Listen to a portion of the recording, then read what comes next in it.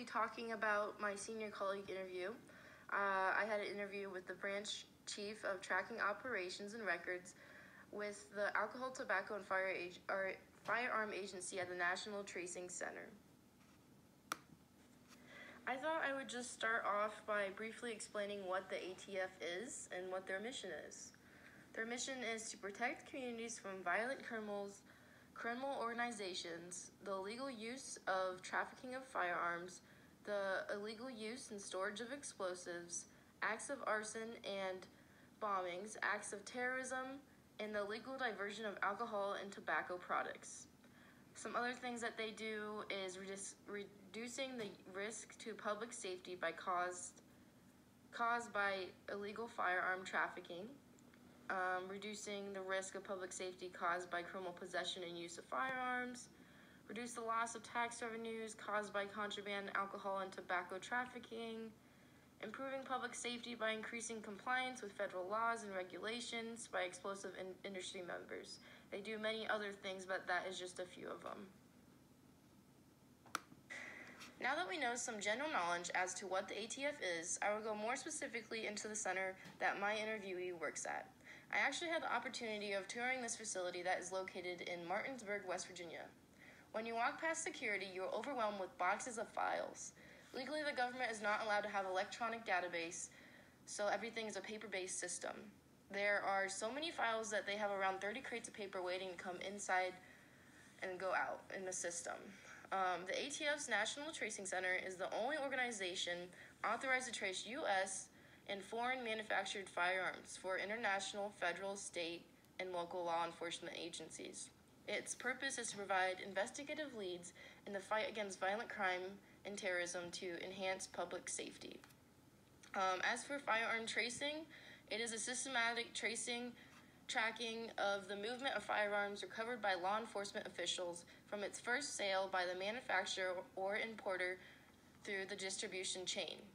Comprehensive firearm tracing is the routine tracing of every crime gun recovered within a geographic area or specific law enforcement jurisdiction. As for EaseTrace, it's a paperless firearm trace submission system that is readily accessed through the internet that provides necessary tools for submitting, retrieving, storing, inquiring all firearm trace related to information relative to the requester's agency. As you can see on the far right, it kind of just gives a brief description on how the ATF traces these firearms. As for the services of the NTC, firearm trace requests may be submitted to any law enforcement agency in the course of a bona fide criminal investigation. I thought it was important to give a brief background to the agency to understand how my interviewee contributes to the agency. So here's just a brief background of what he did and how he started. So his actual first initial contact was in 10th grade. He got in trouble for hitting mailboxes and had to do community service. And the person that happened to run like the specific community service he was into was actually a guy that worked at the ATF, and he was an ATF agent. So after high school, he decided to join the Marines, and then eventually he gets in contact with this guy that he met while he was in high school, and he offers him a position, and he takes it and starts as a contractor. And a contractor is essentially just a civilian government contractor who is a service to the government, and they engage in manufacturing, importing, and dealing in firearms and explosives.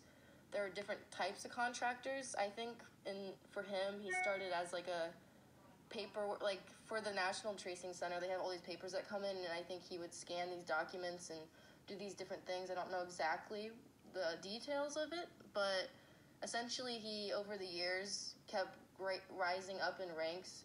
So as you can see, he was a GS4 temp employee for 3 months, working his way up, got his bachelor's in Regents Bachelor of Arts in Concentration in Business in 2017, and he started around, I think it was 1996. But in the government, the general schedule pay GS system is pay based on 3 factors: grade, step, and location. Grades run from 1 to 15, with 15 receiving the highest pay.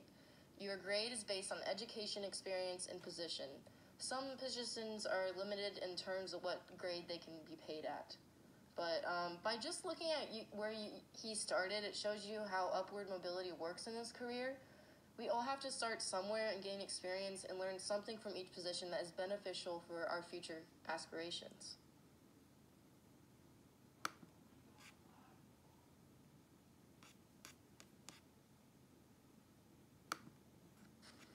As a branch chief, his typical day consisted of a lot of emails, providing guidance for supervisors and programmers, and putting out fires. And by that, he meant like inquiries from the ATF field offices for data, and criminal investigation help, and internal policy procedures. Also, typical administrative procedures, training programs, and trying to be more proactive and less reactive.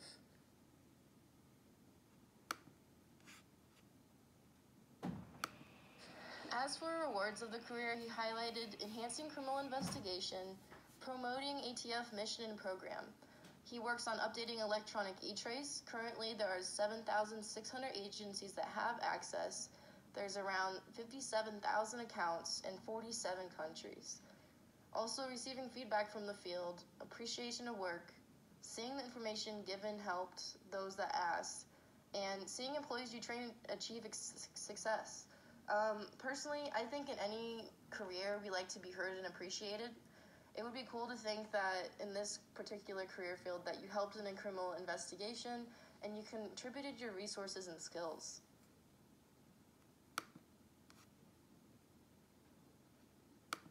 As for the challenges, just typical administrative duties, routine, and mundane reports are not always the most exciting. And then another highlight was certain government employees that have been there a long time get comfortable and don't want change. So a lot of these employees, they think, well, this is the way we have always done things, so why would we change? They don't always think of ways to be more effective and efficient.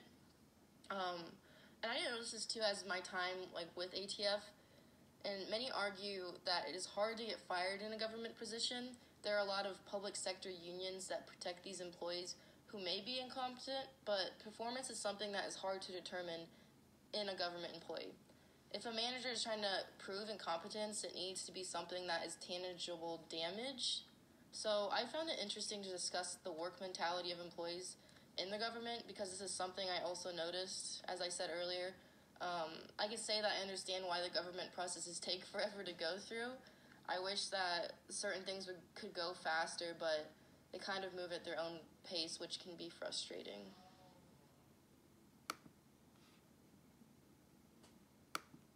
As for important skills to have, he highlighted having effective communication, good work ethic, and being open to learning new things. I think all of these are really important to have in any career choice. Personally, for me, I've always liked to put full force forward in any job I partake in. Making a good impression of yourself and could potentially reward you in the future, in my opinion.